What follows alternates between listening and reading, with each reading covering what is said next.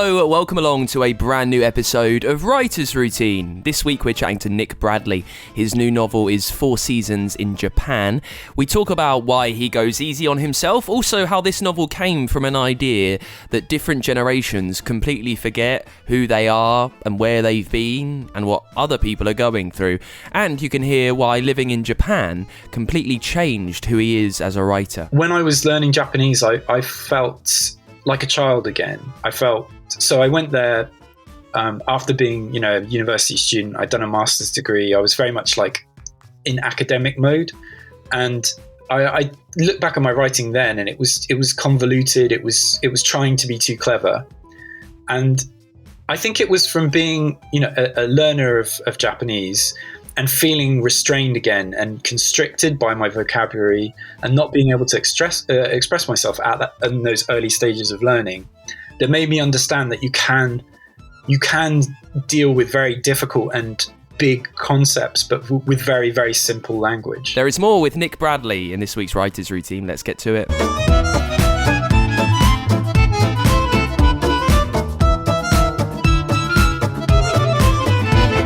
Yes, welcome along to the show. My name's Dan Simpson and this is Writer's Routine, where we take a look inside an author's working day to hear the stories behind their stories, to see how they plan their day and their life around getting words on the page. And this week, for the last time, we are supported by Plotter. I'm so grateful that they've helped power the show for a little while, just like they can power your writing. Now, Plotter is a writing tool that does what it says on the tin. It plots. It helps you plan your books the way that you think, letting you outline faster, organise smarter, and turbocharging your productivity. It does the back end. It's brilliant if you're a visual writer. You can colour code everything, quickly skim between your timeline, the outline, your notes, the details on characters and places. You can tag it all to make it so swift for you to move through them. You can track everything at a minute, scene by scene, line by line level. Plotter helps you spend more time writing and less time worrying about everything else. It helps you strip it back to what is important, and that's you getting your words on the page. Now, for the last time, you have a chance to make the most of the deal that we've done because they're sponsoring the show. To see how helpful it can be, get to go.plotter.com. Take a look around. While you're there, you can get 10% off the software with this show.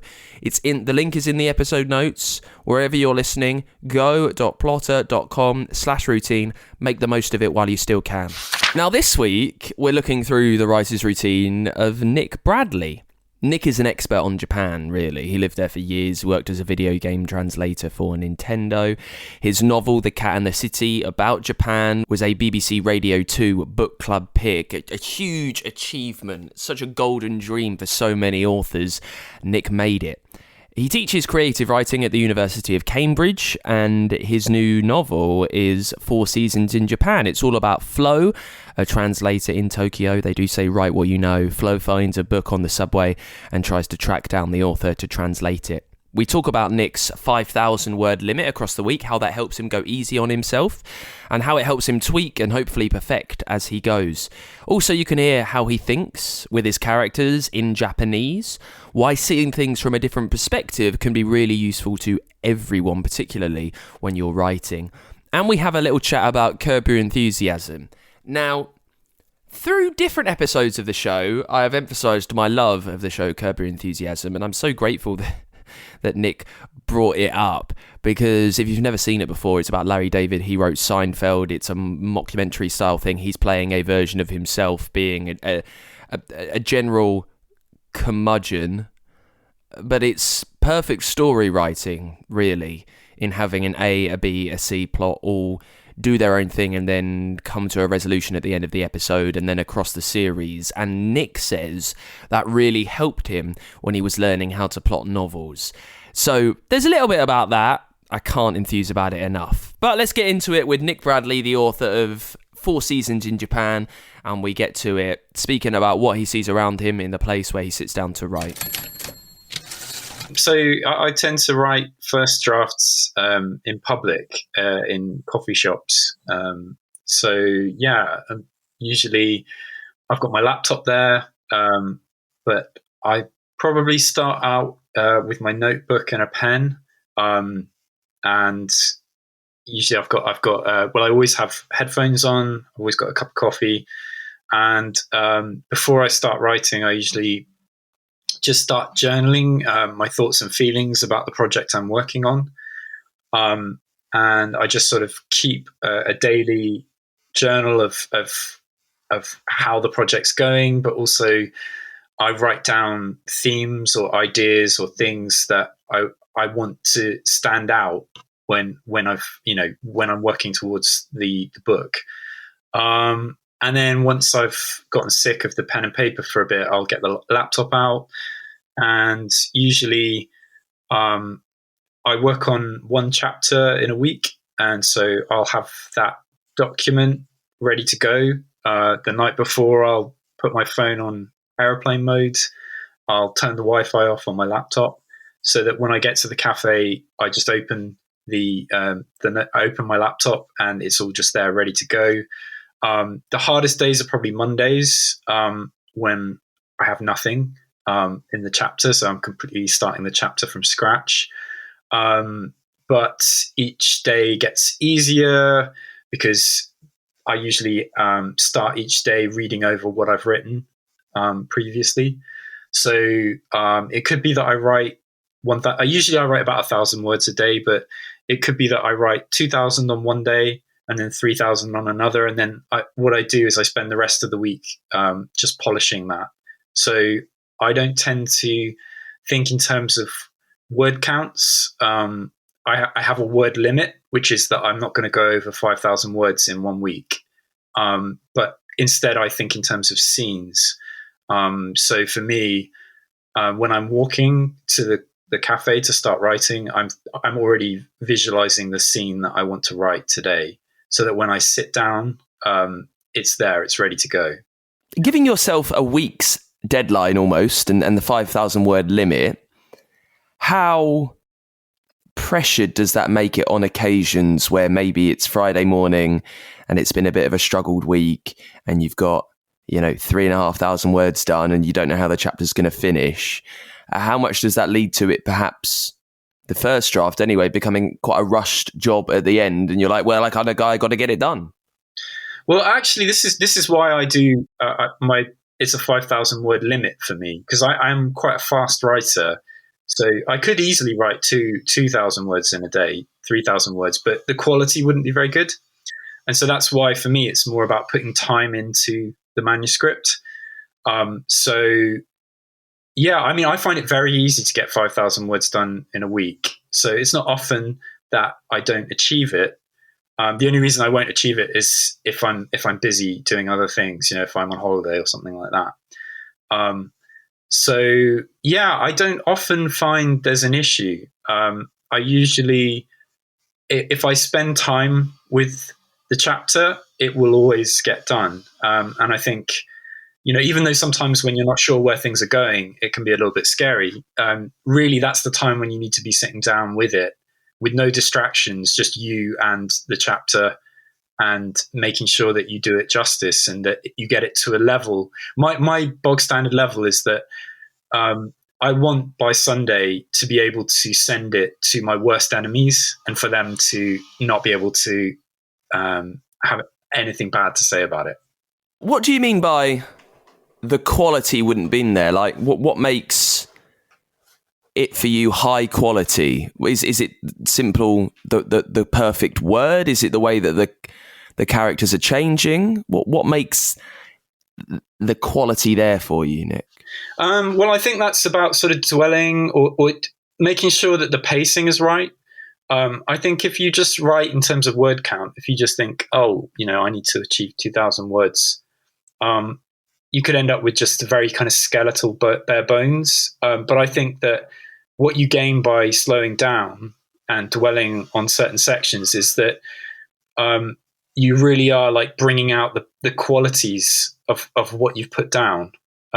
So you're making sure that it's not just a sort of, it's not just a solid skeleton, but it's something that has, real meat and real character to it. And that can be anything. So that could be that when I'm going over stuff I've written on Monday or Tuesday, I can look at the dialogue and I can say, oh, I wrote that way back then, but like thinking about it, this character a better, like in terms of getting into their voice. And so I'll start to edit and I'll start to make things more cohesive. Or perhaps like on Monday, I rushed over a certain scene and I realized that I'm seeing it better now, and that, to get the reader to really visualize what I'm trying to set. I just need to slow down slightly. I need to, improve my descriptions or my language. I think, first drafts are always awful. And the process really is about living with it and improving it. Because writing it down is one thing, but like making it of a good standard is another. Your first drafts must hopefully be better than many others if you are spending a lot more considered time thinking about how best to make this work over the week. Well, I don't know about that, because I think what I make up for in hard work, I lack in talent. So so I'm sure like all my talented contemporaries, they can just phone it in and write beautiful prose and everything. But for me, it's all about hard work. It's about so I mean, my first drafts I don't know. I mean, sometimes they work and sometimes they don't. But it's important to sort of spend time with it and make it as best as it can be. Because I think if it is rough and you write the whole project and it's very rough, then you have so much work to do on it when you finish. Whereas what I hope is that I'm making each building block, each chapter, as tight and as solid as it can be, so that I have a very solid structure when I finish, which of course still needs work, but it's more like I've done due diligence to the building blocks, essentially. Yeah. And you take yourself to a cafe. What is it about being in that quite social environment, even when you're locking yourself away with headphones, that helps you write? Yeah, that's a good question. I think I first got into it really when I was living in Japan. And I think, my apartment was so small that I just really wanted to get out all the time. So I would go out and I would sit in busy cafes and everything. And I quite like it because writing is an extremely lonely activity. But if you're writing in public with people around you, you don't feel as lonely. And also, surprisingly, you'll look across at the different people who you see every day, and those people will give you ideas. They will, little things that they do or things that you observe each day amongst people will inform and inspire your writing. And if I were to just sit in a room and not interact with anyone and not see anyone, I don't think I wouldn't feel as fertile in my mind, because I feel like that's why I think when I sit down to write, I'm not worried about what I'm going to write, because I've seen so many interesting things that day that I already have plenty of material just from walking from my house to the coffee shop.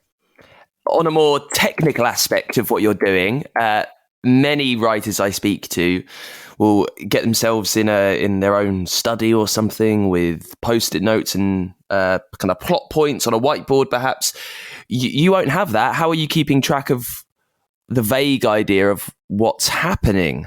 Mostly in my head, but also the draft. Like, the draft is the best bare bones. It's the best structure, because it is the actual thing. So for me, I know I'm going to be constantly reworking it. So it is just this malleable thing that I have in front of me that I can constantly work on. I can go through and I can edit. So for me, the madness of the post-it notes and everything, I mean, I can see the attraction to that because it looks very fun. But for me, I think it's already down there. It's in the manuscript itself, and that's what needs the attention. So I feel like if I were looking at a wall with a load of post-it notes, I would be distracted from the reality of the text, which is already my plan. And what, we get very kind of niche on this. What software are you using, Nick? And most importantly, what font do you like to write with? Very boring. I use Microsoft Word and I use Times New Roman. And I think my philosophy is that all of this kind of distraction-free software is a massive distraction. Because people spend so much time just learning how to use it. And really, that's time that you should just put into your writing, into your manuscript. So for me, Microsoft Word. I also very much enjoy that that you can use. I've forgotten what is the online thing called again? The Google Drive, is that what you're talking about? But Microsoft's version of it. I've forgotten what it's called. OneDrive, it might be called. OneDrive. Yes, that's it. OneDrive. I love OneDrive because I know that it's all backed up. I know I'm not going to lose any of it. So I like that. And yeah. You mentioned about themes earlier and things that you're writing in the notebook. And on the email that I was initially sent about having you on the show, kind of the themes were emphasised quite strongly in it, with themes of belonging, loneliness, the comfort of books, misunderstanding. Like there's a lot that you're playing around with. I guess what's the process of like making these themes clear in what you're writing? It's all very well you thinking through to yourself, well, I want to make this kind of about belonging and loneliness, but if to a reader that's not that clear, that might not have done what you want. How do you make that apparent? Well, I suppose that's what the exercise is with my notebook before I start writing. So honestly, like my notebook just looks mad. So there'll be, I'll jot down my thoughts on the day before I start writing, but I'll also just be writing those themes, just the words. So, I mean, like, if you looked at my notebook for when I was writing this new novel, you'll just see the word failure over and over again, because that's the theme that I really wanted to explore. So, as a reminder to myself, I was constantly just writing the word failure and thinking about how the characters' stories and their arcs tie back with that concept of failure, but also not just failure, but how we live through failure to find happiness the other side. And we'll move on to the routine in just a second, but you having these these 5 days with a blank slate, and you mentioned that Monday morning was your toughest bit. Over the weekend, how much are you thinking through what's coming up, or do you need that space because it's been quite a draining week for you? Yeah, I usually try to take weekends off and relax, but I'm not very good at that. But I do try to. And yeah, the aim is to send the chapter to someone who holds me accountable on the Sunday evening. And yeah, I start a new document each Monday, so it's completely blank, and I don't look at the chapter that I have just written and that I've sent off. But yeah, I suppose that is really important for me to be running the processes in the background, in the back of my head. So when I'm out walking or running or whatever, then I'll be writing in my head at that point. I'll be thinking about the scenes that I want to write. So, and I'll do that over the weekend as well. I kind of can't help but do that when I'm in the thick of writing a first draft. You constantly have to be running these processes in your mind and thinking, what's the scene I want to write? Like, which characters are involved? What's happening? Where are they? So I'm kind of imagining those things over and over again, even when I'm doing the dishes or whatever. Again, we come back to this first draft, and it's amazing that you're almost treating them as a lot of different short stories. I guess if you've sent them away, you never reopen old chapters that you've done. When it comes to the end and you're putting them together, how much of it is trying to make sense of this patchwork of ideas? Do you find that the thread runs through the whole thing? I find that it surprisingly it does. Yeah, it does run through, and it does feel tight. There might be cosmetic things, you might have changed someone's name by mistake or whatever, but that's something you can fix so quickly once you have the 80,000 words sitting in front of you. It's very easy. Certain things are very easy once you've got that first draft done. Like, it's very easy to cut 20,000 words when you've got 80,000 words. But when you've only got 20,000 words, it becomes a nightmare to cut 20,000 words. So I think actually having that first draft, like, I often think about it. There's that kind of cheesy quote about the sculptor seeing the sculpture in the block of concrete or marble before they do it. I feel like it's the same for a writer, but it's more like a hedge, and you have to grow out your hedge, and then you see that beautiful topiary or topiary in the hedge. So the first draft is about growing out the hedge to a huge, like just an overgrown hedge. But then in the editing process, in the polishing process, that's when you're thinking, okay, what animal can I make from this? And then it becomes much easier to cut things away, write new scenes, and it's yeah. So I teach part-time. So when I'm writing, I'm very much, I'd say, I wake up at about 7:30ish, and I'll try to get to the cafe as fast as I can. So no talking to anyone, no communicating with anyone or anything. Very much just sort of get some food in me, get out the door, feed the cats, and then get out the door and start writing, preferably at 8:30ish, 8, if I can. And then it really is just a question of I'll give myself until lunchtime. So I've got all morning to write. Sometimes I'll get it done in about an hour, sometimes an hour and a half or whatever. But really the morning for me is blocked off to write when I'm doing a first draft. Yeah. And that'll be Monday to Friday. So after that, how do you, how much are you thinking about the book and the novel when you're doing other things? Oh, pretty much all the time. I like to exercise. I like to go running. I like to walk. And that's really a time for me to think about ideas. I mean, yesterday I was out for a walk and I was just listening to some music, and that was when I had like a huge idea for this thing I'm currently working on. So I don't know that the ideas sometimes the ideas happen at the desk, but for me, they often just happen when I'm not really forcing them, when it's just like, I talk about it kind of like the processes, or I feel like I run simulations in my mind. But I'm doing that all the time when I'm alone. I'm listening to music or whatever. I might even do it when I'm having a conversation with someone, unfortunately. They might say something and it might just spark an idea, and then my brain will go off, which is not very nice for people who are trying to have a good conversation with them. In that morning session, just because of the way that you work with this limit, and you're always tweaking and changing and improving the first draft of your chapters, how do you find that your energy kind of flows in the morning? Is it one furious burst at the start and then you're tidying up? How does that change? With first draft, I think I go very easy on myself, because it is like a marathon. You have to do this. I mean, it will take two or 3 months to get a first draft done, if you're working every day. So I'm not hard on myself. Usually I'll be happy if I hit 1,000 words. That'll be great.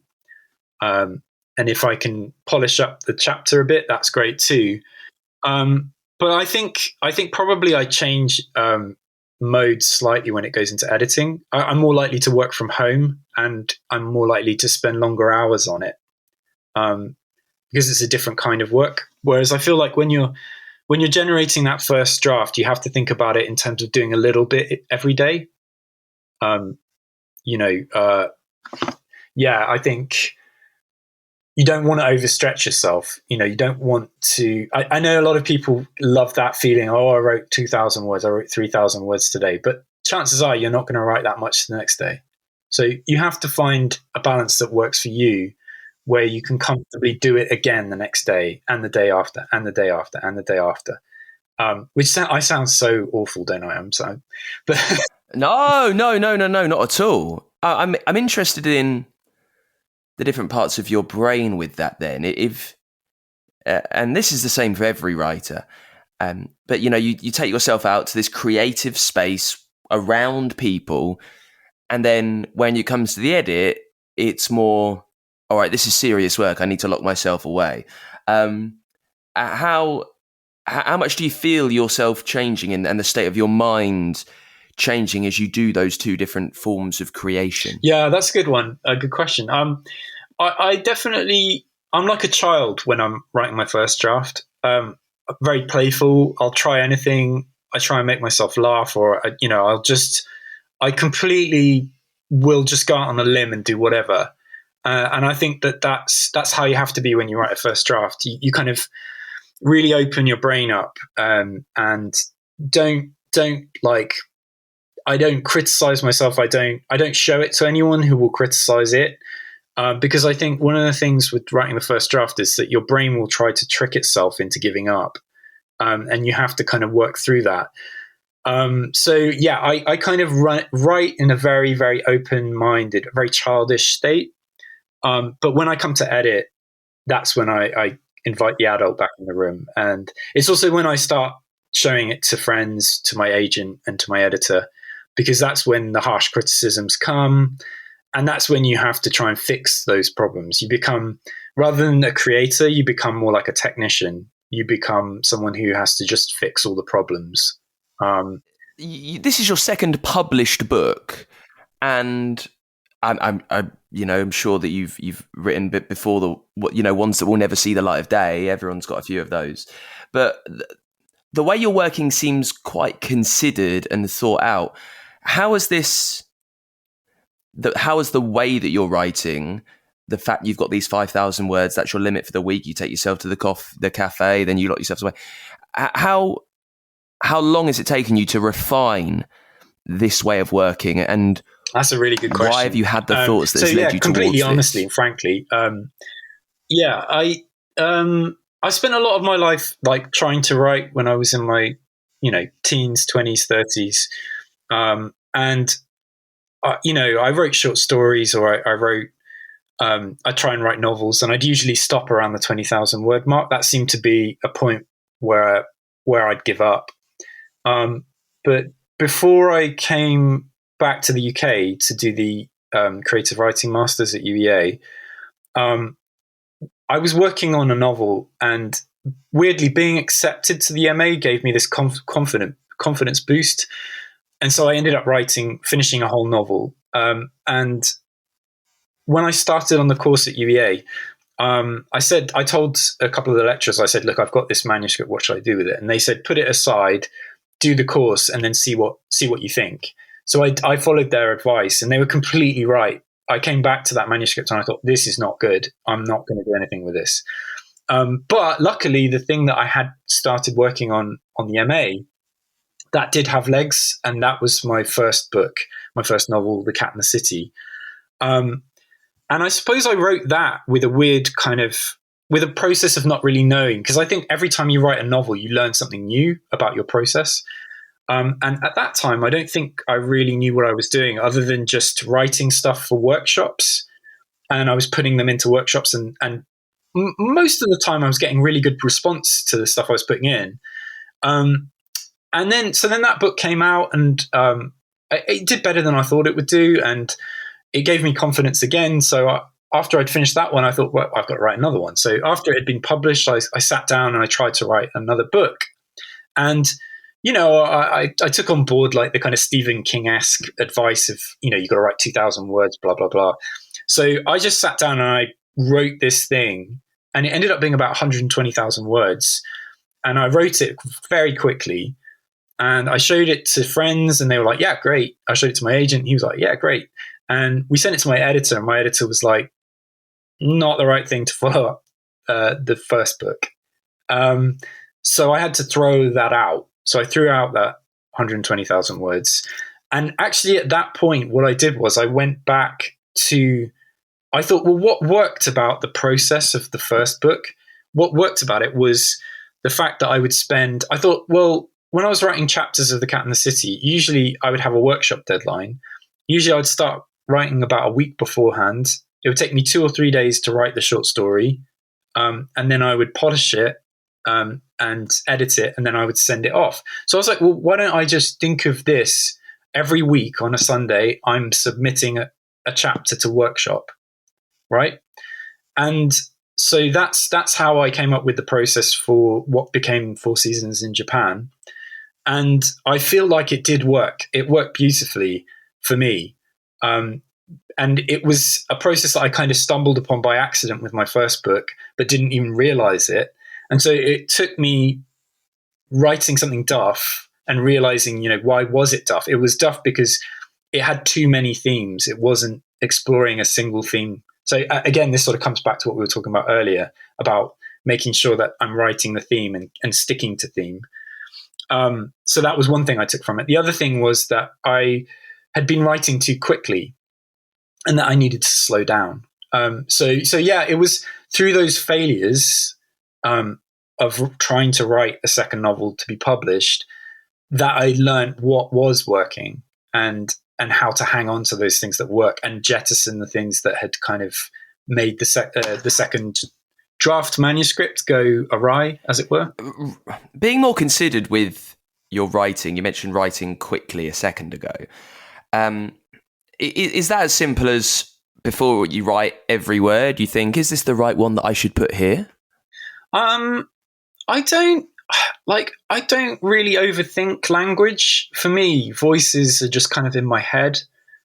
So if I think the character or the narrator is saying this, I don't think about myself as a writer. I think about channeling voices, which probably sounds a bit crazy. So for me, I don't feel like I'm making the decisions over what word is being used. It's like my characters are, or my narrator is. And so even when I write something in third person, I'm thinking, who is this narrator? Like, what's their personality? What words would they use? So for me, like word choice and things like that is it's intrinsically linked to character voice or narratorial voice, if that makes sense. Oh, it absolutely does. And we'll come to a bit more about the character in just a second. Just one last question on the kind of chapters that you're writing separately from each other. I guess quite often if these are mini short stories to a degree, they might have their own beginning, middle and end while they're in them. Now that could be useful, but it's not always, I guess, what readers want. They don't want, it to be mini episodes of an American drama where it's all nicely tied up at the end, but then we're going to go again next week and something else is going to happen. How much of a worry is that for you? It's not a worry at all. I think readers like chapters, and just because like I've stopped the previous chapter and I'm starting a new one, it doesn't mean that I've forgotten what happened in the previous chapter. Like it's still a continuation of the story. So I think with my first book, that one is like you say, it's more kind of episodic. But with my second book, I think that you could call it more of a conventional novel. It's easier for readers to understand that it's a novel. But my first book, I think, is a novel because I think there's a misconception out there that a novel is just sort of one character and one tone throughout. But novels have always been polyphonic. They've always been things that have a variety of voices. And, the best novels, I think, are ones with wide casts of characters. So, yeah, for me, that's not really a worry, actually. In some ways, the strength of a chapter comes through it having a structure.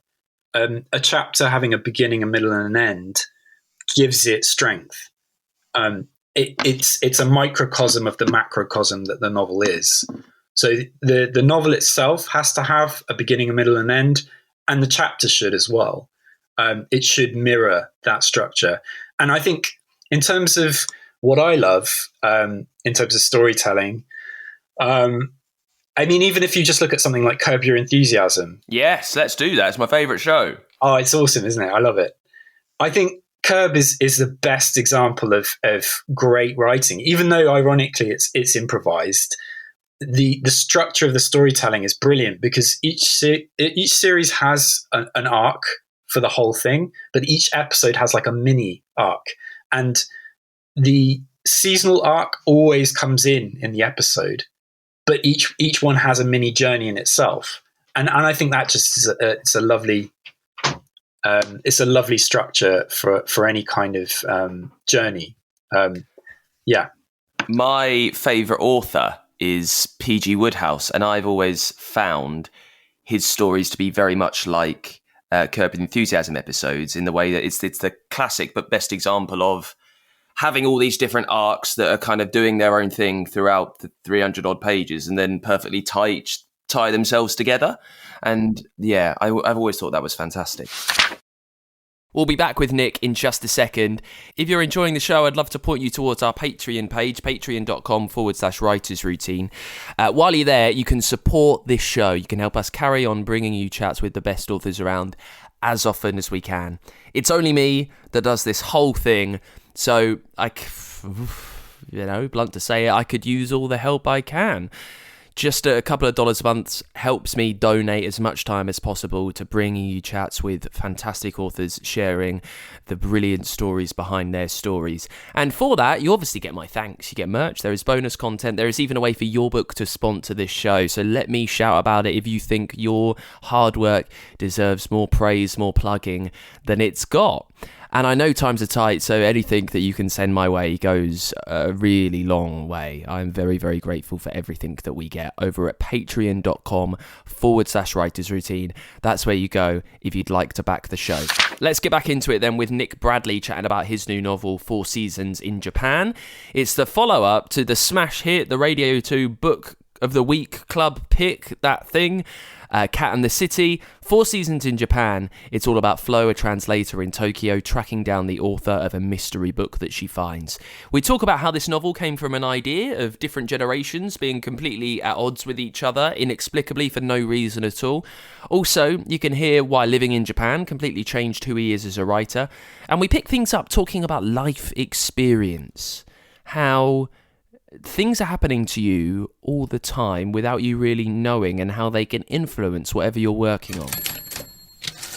There was a time in my life, I think, where I thought, oh my God, I've wasted my life. I've done all these things. I wanted to be a writer, and, I'm working as a translator in Tokyo.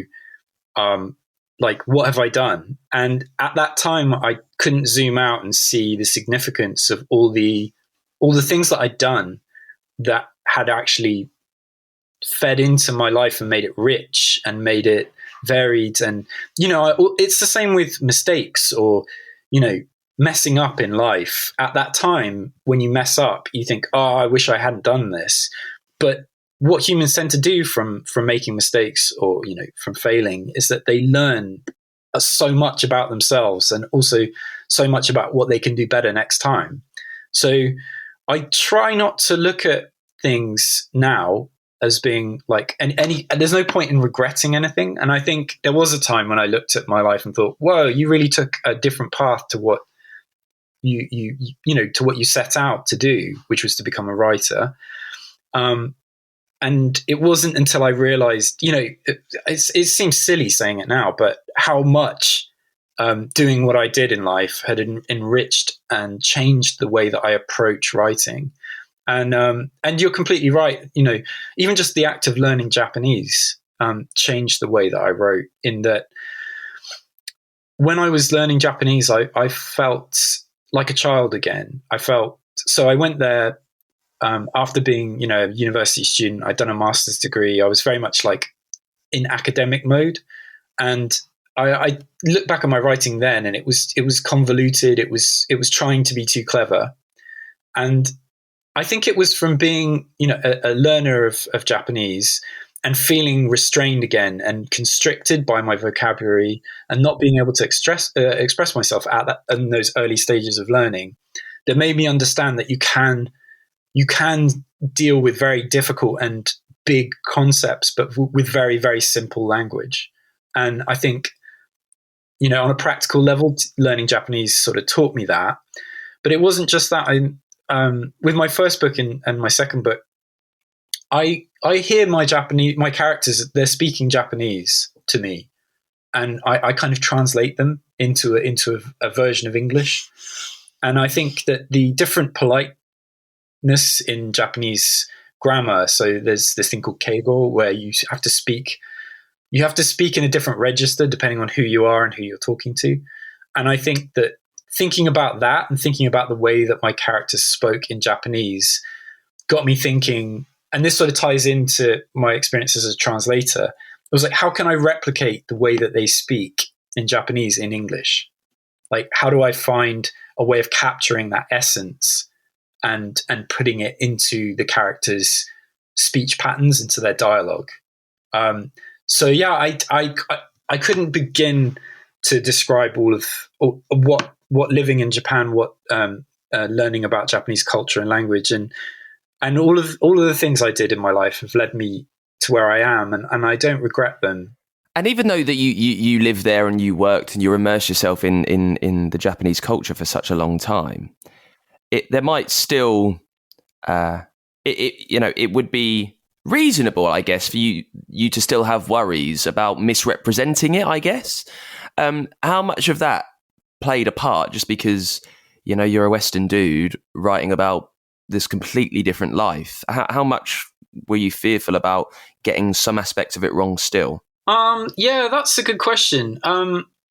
Ultimately, I think it's up to a reader to decide how an author's dealt with subject matter. So I think it's, in a way, like I can sort of speak to my love of Japan, and I can speak to how I want to do it justice, and I want to represent it in the only way I can, which is through my subjective experience. But I think ultimately it's up to readers to kind of judge for themselves whether I've done the culture justice. But I don't know. I mean, I personally think it's an interesting question. Oh, I'm not. But by all means, I'm not trying to lead you up a blind alley here. By the way, I'm just interested. No, I didn't think you were. Don't worry. No, it's something I'm conscious of. But I think one of my experiences at UEA was that I started out not wanting to write about Japan, like, very strongly. And I think in my first workshop, I put in something that was like a sci-fi cult story, and basically I got kind of like, the response was really lukewarm. It was just sort of like, oh yeah. And then afterwards, I was talking to my tutor, and he was just asking me about my life, and I was telling him about what I'd been doing in Japan and everything, and he was just like, why are you not writing about this?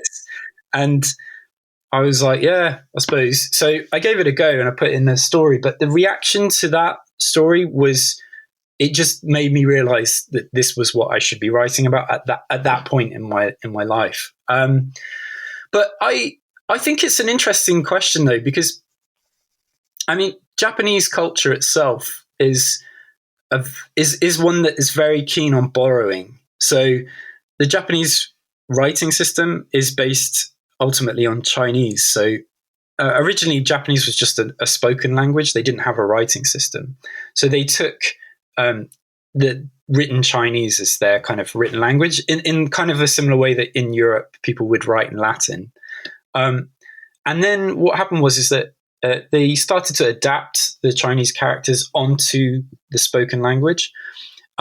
So Japan has got a long history of taking things from other countries and just like adapting them and perfecting them to their own use. And I kind of admire that. And I think at times one of the dangers of kind of losing interest in other cultures and not embracing other cultures and not sort of learning from other cultures is that we become insular. And I kind of admire it about the Japanese, that they are so outward looking and they are so keen to see what the rest of the world is doing and to see what they can learn from the rest of the world. And I don't know about you, but like for me, I would much rather read a novel set in London that was written by a Japanese person than I would read another book set in London written by another Londoner. Does that make sense? Like, I think at times seeing things from a different angle can be useful to everyone. I think it might have been while I was working on that other project. I might have had this idea about a grandson and a grandmother. So, but I know that I started to really think about the idea when that thing that I wrote, I had to throw it in the bin. I remember that was when the ideas for this one's really started to come thick and fast. And I think it was just like this idea of an older lady in this town called Onomichi, which is in Hiroshima Prefecture. And it's the town that I lived sort of one train station down from it, but it's the town that I learned Japanese in. And I think I just started to think about her. So these two characters came to me, and I kind of fleshed them out by thinking about opposites. So I think I'd read Turgenev's novel Fathers and Sons, and it got me thinking about, it's a wonderful novel, and it got me thinking about how nothing has changed since he wrote that book, which is essentially like I'd say the central thesis of it is that the old and the young they never understand each other. The old always forget that they were young once, and they think that the young, they patronize the young. And then the young also, they think that the wisdom of older people is foolish or is old fashioned. And they also don't ever see the fact that they will be one day old. And I kind of got enamored with that idea of conversations between generations, of the old and the young, constantly misunderstanding each other. So then I started thinking about how I wanted to write a novel where the two characters were essentially opposites. So one was a young man from the city, and the other one was an old woman from the countryside. And that's how Ayako and Kyo were born.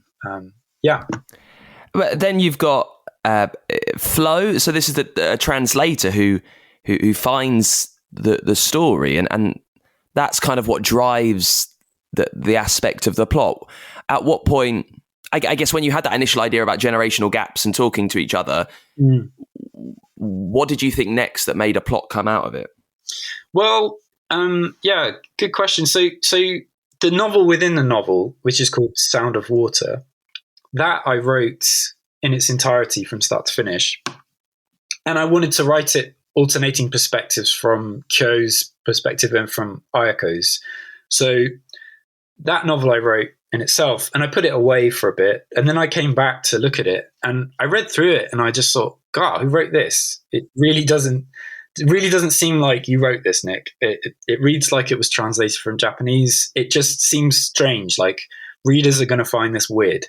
So then I had a character from The Cat in the City called Flo.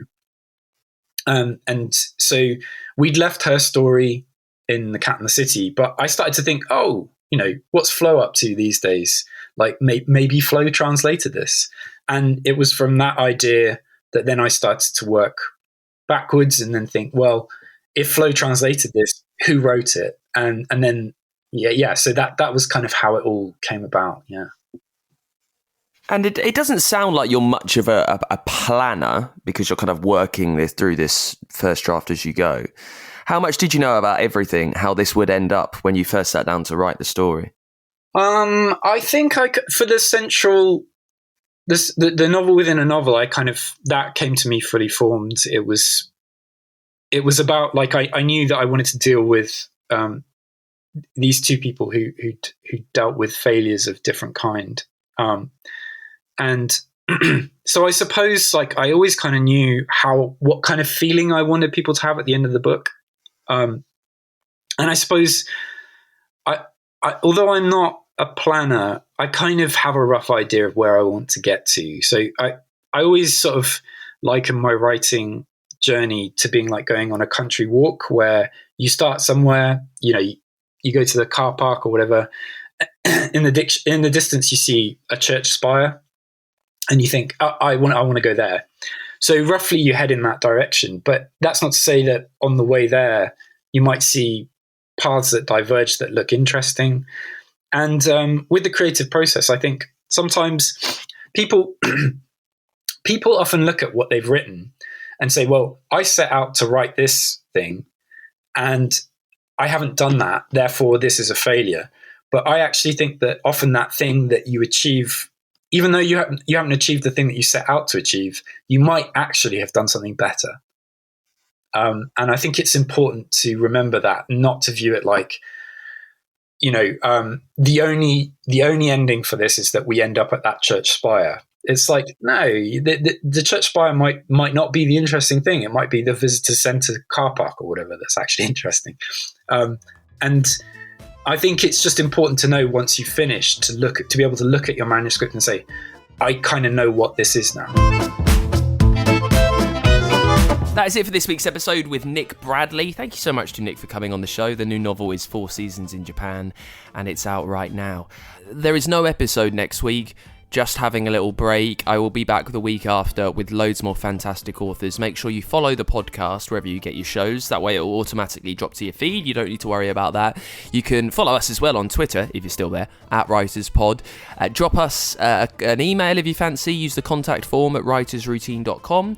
You can always support the show, patreon.com/writersroutine, and make the most of that brilliant 10% offer for Plotter. Really the last chance you can. Get to go.plotter.com. It's without the E, PLOTTR, go.plotter.com/routine. And thank you for listening. I will see you in a few weeks.